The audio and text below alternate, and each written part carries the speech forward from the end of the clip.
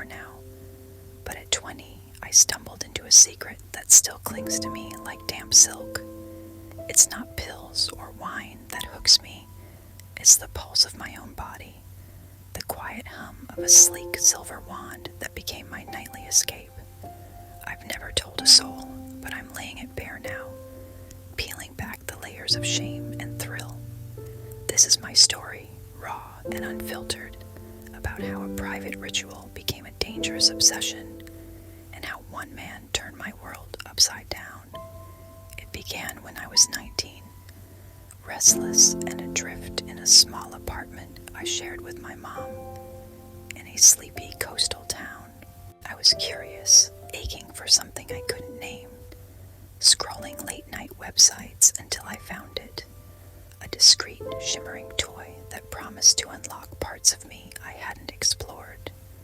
It arrived in a plain brown box, cool to the touch, fitting perfectly in my palm the first time I used it. Under the cover of darkness, my breath caught as waves of sensation rolled through me. It was like discovering a hidden room in my own body, one I could only enter alone. Once a week turned into every night, then twice, until it was as routine as brushing my teeth, as vital as air. I built a world around it, candles flickering, jazz drifting softly, my bedroom a sanctuary where I could lose myself in the hum between my thighs. I knew every angle, every pressure point, how to arch my back, how to muffle my gasps into my pillow. When it was over, I'd lie there, heart pounding, a strange mix of peace and guilt settling over me like a fog. It was my secret, my private rebellion, until he came into our lives. His name was Daniel, my mother's new partner. She met him online, and within months, he was everywhere. Sprawled across our couch, filling our kitchen with the smell of his coffee, his presence as natural as if he'd always belonged. I wanted to hate him, this stranger disrupting the quiet rhythm of our home. I was 19, fiercely protective of my space, my independence, my secrets. But then I saw him. Daniel wasn't the soft, predictable man I'd imagined. He was a force, tall, with broad shoulders that seemed to carry the weight of the world, dark hair flecked with gray, and a voice that rumbled low like a storm on the horizon. His eyes, a piercing hazel, seemed to see right through me, lingering just long enough to make my skin prickle. I told myself it was nothing, just a fleeting thought, but I couldn't unsee him, shirtless in the backyard, sweat gleaming on his skin as he fixed the fence, his muscles flexing with every swing of the hammer. It was wrong, I knew, but my body didn't care. At night, alone in my room, the toy wasn't just a toy anymore. It was him. I imagined Daniel's hands, strong and deliberate, pinning me down. His voice, rough and commanding, whispering things I'd never dare repeat. The hum against my skin became his touch, more intense, more consuming. I'd close my eyes and see him, his jaw tight, his gaze burning, his body pressing into mine. The guilt came after, sharp and heavy, but it wasn't enough to stop me. It only made the ache deeper, the need sharper. Then came the night that broke everything open. I was lost in my ritual, the room bathed in candlelight, the toy's pulse sending shivers through me. My legs were parted, my breath uneven, and his name slipped out, Daniel, soft like a confession. My eyes opened, and there he was, standing in my doorway, his silhouette cutting through the dim light. His hand gripped the frame, his knuckles pale, as if he were anchoring himself against a current. His gaze locked onto me, not with shock or judgment, but with something darker, hunger. I should have stopped, yanked the blanket over myself. laughed it off as a mistake. But I didn't. My body betrayed me, hips still moving, the toy still humming, my pulse racing as I held his stare. The air was thick, electric, charged with a desire I hadn't expected to feel so fiercely.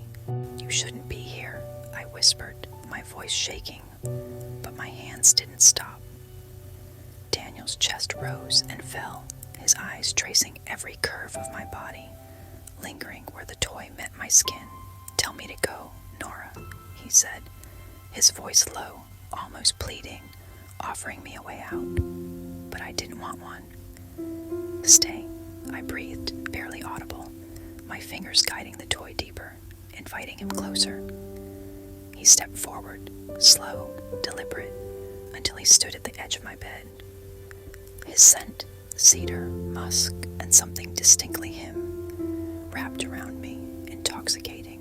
I thought he'd touch me, pull me into him, but he just stood there, close enough that I could feel the heat radiating from him, his gaze heavy as a caress. "Are you sure about this?" he asked, his voice soft but weighted with meaning. My breath hitched, but I nodded. "Yes," I said, my body screaming for him, the toy no longer enough. Then he surprised me. He tugged his shirt over his head, revealing a chest dusted with dark hair, tattoos curling over his arms like stories etched in ink. His movements were controlled, powerful, like he owned the space without effort. I was transfixed, imagining his body against mine, his strength consuming me in ways I'd only fantasized about. He asked again, "Nora, are you sure?" No hesitation this time. "Yes, Daniel, I'm sure." That was the moment the world shifted. I knew the line I was crossing, the consequences waiting like shadows, but the heat between us was unbearable, a pull I couldn't resist. He leaned closer, brushing a strand of hair from my face, his fingers lingering, sending a shiver down my spine. "Touch me," I whispered, and he did. He sat on the bed's edge, his hand trailing down my arm, slow, like he was savoring every inch of my skin. My body arched toward him, craving more. When his fingers reached the edge of my panties, he paused, giving me one last chance to stop. "Don't," I pleaded. "Please don't stop." He slid the fabric down, his eyes drinking me in, exposing not just my body, but every hidden desire I'd kept buried. His touch was gentle at first, teasing, then bolder, drawing gasps as my legs trembled under his hands. "You've been thinking about this, haven't you?" he murmured, his lips grazing my ear. "Every night," I admitted, my voice breaking. He took his time, exploring me, learning every shiver, every moan, like he wanted to claim every piece of my pleasure. Then he stood, unbuckling his belt, letting his jeans fall. My breath caught. He was more than I'd imagined, intimidating in a way that made my heart pound. For a moment, doubt flickered, but his kiss on my neck, soft and reassuring, grounded me.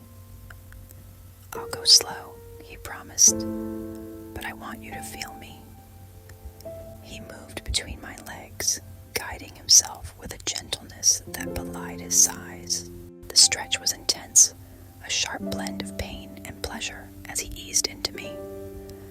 "Relax, Nora," he whispered, his thumb brushing my cheek. I focused on his voice, his warmth, letting him fill me until I was trembling, full in a way that overwhelmed me. My nails dug into his shoulders as he began to move, slow, deep, each thrust sending waves through me. His lips found mine, hungry, claiming, and the world shrank to just us. The creak of the bed, the heat of his skin, the rhythm of our bodies. "Daniel," I gasped, teetering on the edge. "Let go," he urged, his voice thick with need. "I want to feel you." And I did, my body shattered, pleasure crashing through me as I clung to him, crying out. He followed, his grip tightening, a low groan against my skin. We collapsed, tangled, breathless, the weight of what we'd done settling over us like a storm. That night changed everything.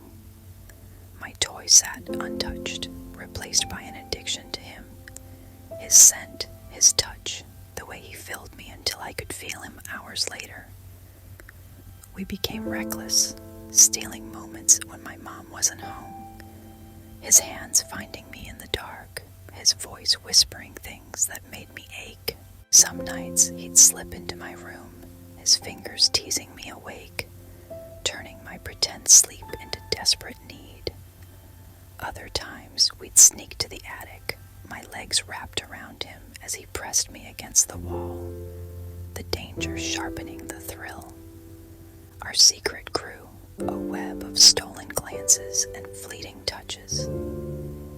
In the kitchen, his hand would brush mine as we passed dishes, a silent promise. In the living room, I'd catch his gaze across the room, his eyes saying things we couldn't voice. We were careful, but not careful enough.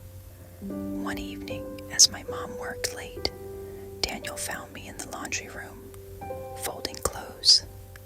He didn't say a word, just stepped behind me, his hands sliding up my thighs, lifting my skirt. I leaned into him, my breath catching as he pressed himself against me, hard and ready. "We shouldn't," I whispered, but my body arched back, craving him. He spun me around, lifting me onto the dryer, his lips crashing into mine. The machine's hum mingled with our gasps, the heat building until I was moaning into his shoulder, his hands gripping my hips as he moved inside me. We didn't hear the front door. My mom's voice sliced through the air, calling for Daniel. We froze, my heart hammering as he pulled away, tossing a towel over me as I scrambled to fix my clothes. "In here," he called, voice steady, like nothing had happened. She didn't suspect, not then, but the close call left me shaking. It should have stopped us, but it didn't. The risk only made it more intoxicating, the forbidden pull tightening its grip. Weeks turned into months, each encounter more reckless than the last. We'd steal moments in the car, parked in the shadows of an empty lot, my legs straddling him as the windows fogged. Or in the guest room, late at night, the bed creaking under our weight as we tried to stay quiet. Every touch, every whisper fed my addiction. I stopped using the toy, not because I didn't want release, but because nothing compared to him. His scent, his strength, the way he made me feel both claimed and free. It was a high I couldn't quit. But secrets like ours don't stay buried. One afternoon, my mom came home early, catching Daniel in the garage, shirtless, fixing a bike. I stood in the doorway, pulse racing, as he shot me a look that sent heat curling through me. "Need something?" he asked, voice low, teasing. I dropped my bag, crossing to him, letting him pull me into his arms, his mouth hungry against mine. I ground against him, whispering, "Take me now." We moved to the workbench, my moans muffled against his chest as he filled me, his hands gripping me like I was his entire world. We didn't hear the garage door open. My mom's gasp was like a gunshot. Daniel shoved me behind him, grabbing a rag to cover himself, but it was too late. Her eyes, wide with shock, darted between us, piecing it together. "Nora," she whispered, her voice breaking. I couldn't speak, couldn't move, the weight of my betrayal crushing me. She turned and walked out, the silence louder than any scream. Daniel didn't look at me, just muttered, "We fucked up," and followed her. That was the end. My mom didn't kick me out, but the house became a minefield of cold glances and unspoken